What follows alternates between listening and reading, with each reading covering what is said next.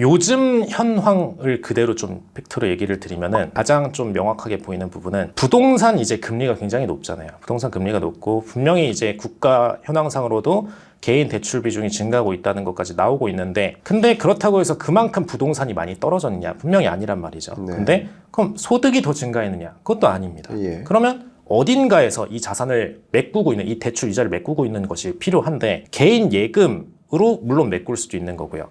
근데 증시 자산을 가지신 분들은 증시를 유동화해서라도 오히려 지금 대출 이자를 막으면 막았지, 부동산을 반대로 팔아서 주식 투자를 해야겠다라고는 전혀 생각하지 않으신다는 거거든요. 현재의 데이터는. 그렇기 때문에 우선순위로 봤을 때 절대적으로 한국에서는 부동산이 만약에 위험해지고 이자가 높아지고 하는 상황이 됐다라면 국내 증시는 더 올라가기 어려운 상황이 된다는 건 분명한 기정사실입니다. 그래서 그 현황을 볼 때 특히 지금처럼 금리가 고금리로 올라가고 있는 시점에서는 당연히 이제 국내 증시가 지지부진할 수밖에 없는 그런 환경이 좀 만들어지는 것 같고요. 네. 반대로 이제 해외 같은 경우에는 뭐 부동산이 메이저는 아니기 때문에 애초에 자산의 형성 자체도 퍼센티지로 따지자면은 우리나라가 OECD에서도 굉장히 좀 상위권에 위치하는 자산 전체의 60%가량이 부동산으로 편입되어 있는 그런 국가 중 하나입니다. 근데 그에 반해서 데이터적으로 얘기를 했을 때 1.4% 수준이 이제 증시와 어떤 펀드에 투자된 자산군이거든요. 그래서 이 비중 차이가 사람들이 이제 생각했던 것보다 실질적으로 데이터상으로 굉장히 높습니다. 그래서 이 자산의 차이를 봤을 때 굉장히 우리나라는 부동산 시장 대비해서 증시 시장이 오르기가 어려운 환경인 것만은 분명하고, 현재 상황 같은 경우는 더 그게 심할 수밖에 없다. 네, 좀 이렇게 보시면 됩니다. 저 정말 마음속으로 박수 쳤어요. 정말입니다. 이게 하나의 사물을 놓고 봤을 때 이 사물은 왜 이런 모습일까를 설명하는 방식은 여러 가지일 거예요. 그러니까 아까도 뭐 소프트 랜딩이다, 금리 인하 시점 언제이다 라는 그런 뷰가 좀 매우 비슷하거든요. 기본적으로는 비슷해요. 네. 근데 그것을 설명하는 방식은 각가지로 다양한 거, 차원이. 근데 역시 이 증시가 유독 왜 한국 증시는 미국 날아가고 일본 날아가고 한국은 왜 이럴까라는 이제 소위 코리아 디스카운트에 대한 의문, 그 질문에 대해서 답변을 그런 시장의 구조적으로 이제 설명을 해내신 것 같아요. 맞는 말씀이신 것 같고 동의를 100% 합니다. 그러니까 말씀하신 대로 한국은 유독 그 자산에서 금융자산이 차지하는 비중이 매우 작고 실물자산이 절대적으로 많은 비중을 차지합니다. 실물자산의 절대적인 비중이 또 부동산 자산이고, 그러니까 금리가 올라갔을 때 높은 이자 상환 부담이 취해졌고 그만큼 소득이 안 늘었으니 기존의 금융자산을 미실현 손실을 실현시켜 가면서까지, 그죠? 어쨌든 그걸 정리해야 되는 과정이니까 이자 갚기 위해서 집을 팔지 않는다는 거죠. 이자 갚기 위해서 주식을 파는 과정이다. 그런 모습들이 코리아 디스카운트에 반영된 모습이라고도 해석하시는 뷰 참 좋은 것 같습니다. 저는 그동안 제 채널에서도 저는 거시경제적으로 보니까 이게 주가가 유독 한국 경제가 주가가 오르지 않는 이유를 여러 가지로 설명을 드렸는데, 한 가지는 중국 시장으로 편입되어 있는 것으로 인식되어 있다. 해외 투자자로부터. 그러니까 중국 경기가 안 좋고 중국 주가 빠질 때 한국 주가도 같이 떨어지는 경향성. 이게 첫 번째라고 볼 수 있겠고, 두 번째는 일본과는 좀 경합성을 띠고 있다. 왜냐면 일본 주가 올라갈 때 상대적으로 우리나라 주가는 하방 압력이 되기도 한다. 왜냐면 수출 경합도가 높으니까. 일본은 낮은 금리를 유지해서 경기를 부양시키고 또 주가를 좀 부양시키고 이런 노력들을 좀 하고 있고, 엔저를 또 야기해서 또 수출 시장에서 또 긍정적인데, 그러니까 그런 것들이 주가에 반영되는데 우리나라는 상대적으로 이제 대외 거래에서 일본과 경합하니까, 저희 이런 식으로 거시경제적인 측면에서 코리아 디스카운트를 이제 설명해 내려고 노력을 해왔거든요.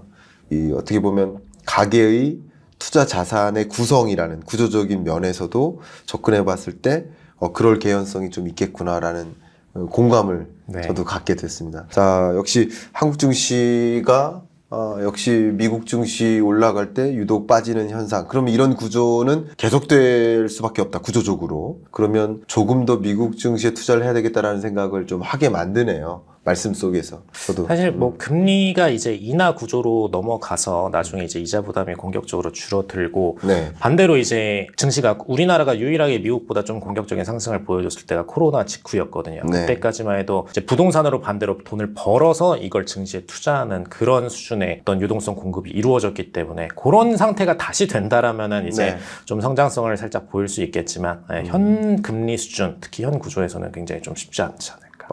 너무 좋은 말씀입니다. 마침 그 미국 주식과 ETF라는 이 부제로 그래프 게임이라는 책을 출간하셨잖아요. 네. 이 그래프 게임이라는 단어 자체가 네. 저도 잘은 모르지만 네. 도박 중에 하나 아닙니까? 네네. 도박 중에 하나인데 네, 맞습니다. 이걸 제목으로 하신 이유가 어떻게 네. 되세요? 네. 사실 이제 게임을 또 우리나라 사람들이 또 좋아하기도 하고 네. 이제 어떤 가장 자본주의를 잘 설명할 수 있는 방식이 뭘까에 대해서 좀 생각을 했었는데 이제 그래프 게임 전 도박 싫어합니다. 전 네. 도박을 한 번도 해본 적이 없고 근데 이 그래프 게임이라는 게 굉장히 좀 자본주의 논리 방식으로 돌아가는 특이한 어떤 게임이에요. 이게 네. 자기가 진입한 시점 대비해서 나중에 이제 돈을 투입한 사람이 많으면 많을수록 나의 배율이 올라가는 그런 게임인데 어떻게 보면 여긴 기초자산도 없고 뭐 보장되는 최소한의 어떤 가상자산처럼 보이지 않더라도 실물이 없더라도 자산의 형태로 구성되어 있다거나 뭐 이런 것이 최소한이라도 있으면 모르겠는데 전혀 그렇지 않은데 네. 분명히 여기에는 자본시장의 그 곱셈 논리가 존재합니다. 그럼 네. 왜 이게 존재를 하느냐? 결국에는 자본시장의 가장 기초적인 개념은 내가 투자한 것 대비해서 다른 누군가가 이걸 더 높게 지불할 수 있어야 된다라는 거죠. 근데 그 논리가 적용이 되려면 결국에는 다른 누군가가 지불 의사가 굉장히 많아질수록 더 공격적인 상승이 나올 수밖에 없습니다. 네. 그래서 이게 뭐 과거에는 암호화폐에서도 많이 크게 보셨던 부분이고 뭐 버블 경제 있을 때도 많이 보셨던 부분이고 뭐 심지어 홍콩 같은 경우에도 2008년 금융위기가 있고 나서 홍콩이 더 공격적으로 올랐어요. 왜 그랬을까요? 사실 이때 미국에서 모기지로 돌리던 자금들이 홍콩으로 공격적으로 많이 몰렸었거든요. 어쨌든 대체 대출할 장소가 필요했기 때문에 미국 부동산은 무너졌으니까. 그래서 그때 더 공격적으로 올랐는데 그럼 그렇다고 해서 그 무너져가는 홍콩의 부동산들이 갑자기 더 가치가 있어졌냐, 더 좋아졌냐, 집이. 그건 전혀 아니거든요. 그냥 똑같은 집이어도 자산이 몰렸기 때문에 그만한 가치를 더 높게 지닌 겁니다. 그래서 가장 중요한 것은 결국에는 시장 자산이 몰릴 수 있는 곳이 어디냐여야 되는데 분명한 것은 이제 우리나라에서는 가장 최우선시되는 자산은 그게 아니었기 때문에 그 정도의 상승률이 못 나온다라는 어떤 그냥 단순한 디스카운트적인 개념이 아니라 자산의 축적이 어렵다라는 것이고요. 반대로 이제 미국 증시 같은 경우에는 일단 개인들부터도 모든 이제 본인들의 연금, 퇴직연금이나 자산들을 기본적으로 이제 증시로 빼는 구조로 되어 있고 대부분의 자산가들도 부동산에 투자하기보다는 거주 형태일 뿐이고 물론 이제 조금 더 좋은 집에 살고는 싶지만 그걸 우리처럼 이제 영혼까지 끌어모아서 여기에 자산의 투자를 목적으로 삼지는 않습니다. 그래서 오히려 증시에서 그 상승률을 거두려고 많이 노력을 하고 그래서 그런 자산의 축적들이 미국에서만 모이느냐 전 세계 자산들이 다 모이고 있거든요. 그래서 그런 축적률을 볼 때 분명히 우리가 현재 시장에서 가장 중심으로 돈이 모이고 있는 데가 어디냐에 대해서는 생각할 필요가 있다라는 거죠. 네. 뭐 서울에서도 마찬가지로 이제 강남이나 서초 이런 3구가 많이 올랐던 가장 핵심적인 이유가 결국엔 자산이 몰려서거든요. 그럼 이제 증시에서 이걸 거두시려는 분들은 이 증시 시장에서 자산이 가장 모이는 곳이 어딘가에 대해서 한국에만 갇혀 있지 말고 나가서 생각할 필요가 있다라는 부분입니다. 그렇죠. 네. 그러면 그런 논리하에 또 책도 집필해 주셨고 네. 책에서 전달하는 그런 여러 메시지들도 네. 사실 미국이 결국 더 많은 돈의 유입이 있는 곳이고 그러니까 맞습니다. 기왕 여러분이 투자를 하신다면 미국에 투자를 하셔라 이런 논리의 흐름이 그려집니다. 그래서 미국 증시와 한국 증시의 상승 속도를 좀 비교해 보면 뭐 항상 미국 증시의 상승 속도가 결론적으로도 훨씬 높잖아요. 그런 이유를 좀 많이 말씀해 주셨잖아요. 지금도 이미 그런 이야기를 많이 해주셨는데 뭐 추가적으로 미국 증시가 한국 증시의 상승 속도보다 높을 수밖에 없다. 그렇다면 미국에 투자를 해야 하는 거죠. 맞죠? 그러면 그런 근거를 또 추가적으로 말씀해 주실 것들이 있으실까요? 일단 이 증시 같은 경우에는 이제 자산의 뭐 유입에 대한 부분도 분명히 있고요. 네. 증시에서 가장 또 하나 중요한 부분이 이 기업들의 자체 성장이 또 굉장히 중요하거든요. 이제 우리가 부동산에 투자하지 않고 어쨌든 미국 부자들도 생각이란 게 존재할 텐데 왜 네. 부동산에 투자하지 않고 증시에 투자를 하느냐를 봤을 때 딱 이유는 하나입니다. 부동산이 물론 이제 뭐 재개발이나 이런 것들은 존재하지만 매년 스스로 성장하진 않잖아요. 막 집이 커진다던가 이러진 않습니다. 절대로. 네.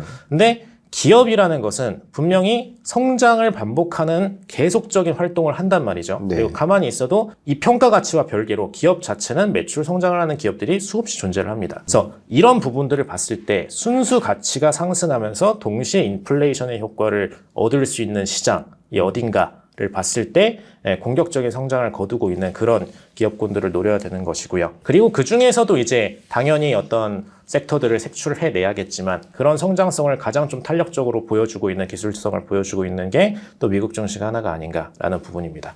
물론 이제 타국에서도 그런 섹터들이 한두 개씩은 발생하고 있어요. 저는 그런 국가들에 투자하는 것도 옳다라고 보는 관점이기 때문에 그렇게 봐주시면 될 것 같습니다. 너무 좋습니다. 지금 또 부동산 시장과도 비교를 해주셨는데 물론 지금은 조정 국면이긴 하지만 상승 국면이라고 가정했을 때도 처음에 분양받은 뭐 신규 주택 아파트가 계속 이렇게 감가상각되고 뭐 페인트는 좀 흐려지고 노후화되고 근데 가격은 계속 오른다. 말씀하신 대로 이게 추가적인 뭐 가치의 성장이라든가 뭐 또 다른 부가가치를 만들어내는 뭐 그런 것들은 하나도 없는데 그런데 가격이 올라가는 현상이 있을 때가 있단 말이죠. 근데 그것과 비교했을 때 주식시장은 성장하는 기업에 투자하는 방식이기 때문에 그렇게 성장하고 주가가 올라가는 그 현상 자체가 설명이 가능하다라는 거죠. 돈의 이동을 떠나서 두 가지 다 수긍이 가고요. 그리고 제가 보는 또 왜 미국 시장일까라는 의견을 또 한 가지 공감의 의견을 한번 드리면 결국 우리가 주식 투자를 한다 그러면 미래에 투자를 하는 거잖아요. 현재에 투자하는 게 아니라. 그렇죠. 그러니까 굳이 따지면 미래 산업에 투자하는 거죠. 그러니까 현재의 자동차에 투자하는 게 아니라 미래의 자동차가 누구일까를 고민하는 것이고 그 미래의 자동차의 모습을 가장 먼저 보여주는 기업한테 투자를 하는 거죠. 결과에 그쪽으로 돈이 몰리는 거죠. 지금의 AI나 AI 반도체 분야 그 섹터로 돈이 몰리는 이유도 뭐 지금 뭐 실적 발표도 좋지만 앞으로도 AI겠구나. 그럼 그 AI 섹터에 혹은 AI 반도체 섹터에 누가 그 미래를 주도할까? 그러니까 미래를 누가 결정지을까? 미래를 누가 그림 그릴까? 그리고 그 그림의 미래를 누가 채워나갈까? 그런 질문에 대한 답이 다 사실은 미국 시장에 많이 있잖아요. 그런 면에서 더 많은 돈도 몰리는 것이고 그게 주가에 반영되는 모습이 있지도 않을까. 그냥 산업의 지형 변화를 봐도 그런 여러 가지 관점에서 미국 시장에 좀 답이 있겠구나 주식 투자라는 관점에서 뭐 그런 생각을 저도 좀 하게 됩니다. 뭐 물론 이 책에서도 그런 부분들을 굉장히 많이 강조해 주셨고 또 미국 주식 시장이 형성된 역사부터 말씀을 해주셨기 때문에 여러분이 그냥 미국 주식에 투자하거나 그런 걸 떠나서 미국 주식 시장이 어떻게 형성됐고 어떻게 투자할 수 있고 이런 것들을 잘 정리하시는데도 참 도움이 될 만한 내용들로 이렇게 정리를 해주신 것 같아요. 예. 그래서 좀 여쭙는데 미국에 투자해야 되겠다라는 생각은 이제 많이 공감을 얻어냈을 것 같습니다. 이쯤에. 그러면 여기서 또 중요한 게 다만 미국에 대한 정보는 상대적으로 이제 한국 주식시장의 주요 플레이어들에 대한 정보를 우리가 접촉하는 거에 비하면 좀 어려움이 있지 않느냐. 정보를 좀 얻기가 어렵지 않느냐 하시는 분들의 생각도 있으실 것 같습니다. 그 부분에 대해서 혹시 말씀해 주실 부분 있으실까요? 명백히 말씀드리면은 어려운 게 맞긴 합니다. 네. 어려운 게 맞긴 하고요. 심지어 이제 기관 투자자들조차도 네. 주식 종목 중에서 다루는 종목이 큰 대형주 30개를 넘어가는 경우가 흔치가 않아요. 네. 근데 이제 그나마 이제 이걸 접근할 수 있는 방법이 기관 같은 경우에는 블룸버그 단말기 같은 거를 통해서 이제 해외의 어떤 레포트라던가 이런 것들을 굉장히 많이 수출을 할 수가 있고요. 네. 반대로 개인들은 이제 우리나라는 그래도 어떻게 보면 증권사들이 레포트를 많이 제공을 해주는 편인데 네. 해외 기관들은 절대로 그렇지가 않거든요. 어떻게 보면 기관들의 리그입니다. 네, 기관들의 리그고 개인들이 투자할 거면은 기관을 통해서 해라. 약간 이런 스탠스이기 때문에 사실 이제 개인분들이 가장 쉽게 하는 방법은 그런 기관을 통해서 하는 방식이고요. 그 다음에 이제 두 번째로 개인들이 직접적으로 정보를 얻기에 그나마 좋은 방식은 딱 한 가지가 있습니다. 이제 기관들은 로우 데이터, 즉 이제 정말 기초적인 어떤 상태값 혹은 뭐 데이터에 대한 변화, 어떤 기업의 재무제표 여러 가지들을 보고선 이를 평가하고 가공하는 것이거든요. 네. 근데 이 로우 데이터라는 것들은 즉 이제 재무제표부터 뭐 저태의 어떤 현상, 리스크에 대한 부분 이런 것들은 다 공개가 되어 있습니다. 공개가 되어 있고 모두가 볼 수가 있는 자료들이에요. 그렇기 때문에 이런 데이터들을 수집할 수 있는 플랫폼들을 이용한다라면은 뭐 예를 들어서 뭐 야후 파이낸스 같은 경우에는 재무나 이런 데이터들을 다 제공하고 있고 뭐 인베스팅닷컴 같은 경우에는 특히 이제 거시적 투자, 즉 ETF 투자에 적합한 대형 지표들은 사실 모든 게 다 공개되어 있는 지표들이거든요. 그렇죠. 오히려 따지고 보자면은 국내 주식의 어떤 공시 자료를 접하는 것보다 더 직접적이고 시점까지도 정해져 있습니다. 그래서 이런 부분들을 생각할 때는 오히려 개인들이 쉽게 할 수 있는 방향은 분명히 어떤 거시경제일수록 쉽지 않을까라고 생각합니다. 그 부분 굉장히 공감하고요. 말씀하신 것처럼 한국에 예를 들어 물가지표 하나 발표가 되면 뭐 이것저것 뭐 많이 올랐다 뭐 이런 얘기 많이 하고 팥값이 50% 올랐다 뭐 이런 데이터들이 쭉 발표가 됩니다. 근데 거기서 멈추고요. 물가 뭐가 많이 올랐다라는 정보 공유 그 정도에 멈춥니다. 근데 미국 물가가 발표되면 미국 물가 상승률 목표 시장의 기대치가 얼마였고 기대치를 초과하는 실적치가 나왔는지 또 CPI가 있고 PCE가 있고 CPI 근원 CPI가 있고 근원 PCE가 있고 또 뭐 그런 외에 뭐 각각 뭐 CPI의 근원 CPI 중에서 또 각각의 기여도가 어떻고 그래서 앞으로 물가가 언제쯤 잡힐 것인지까지 정말 디테일한 정보가 공유되잖아요. 또 연준 의장과 우리 한국은행 총재의 발언 횟수나 그 공표되는 내용만 비교해도 우리는 한국에 분명 살고 있지만 파월의 보이스는 정말 여러 가지로 많이 들리고 한국은행 총재 발언들은 가끔 들리는 거죠. 그런 것만 봐도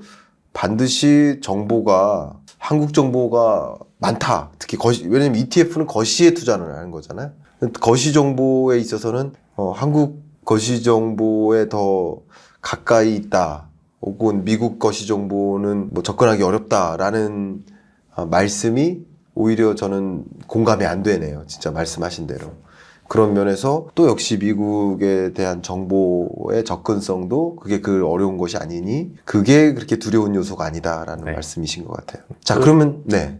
요즘은 뭐 인베스팅닷컴 이런 데서도 한글 형태로 다 모든 걸 제공해 놓기 때문에 네, 한글로 하시게도 충분히 이제 개인들은 뭐 지금도 잘 하고 계신 분들이 계실 거고 네, 새롭게 하시는 분들도 쉽게 하실 수 있을 것 같습니다. 맞습니다. 자, 그러면 ETF 투자로 좀 집중해 보려고 하는데요.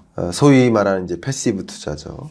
이게 최근에 금과 비트코인에서도 ETF에 좀 관심을 많이 보이고 있어서 시장을 들여다보면 뭐 금 가격도 정말 10년 데이터 쭉 보면 2배 수준으로 올라가 있죠. 그러면 금 ETF에 투자를 할 수도 있잖아요. 근데 금 ETF가 전체 운용 자산에서 대략 한 8%가 조금 안 되더라고요. 7% 후반입니다.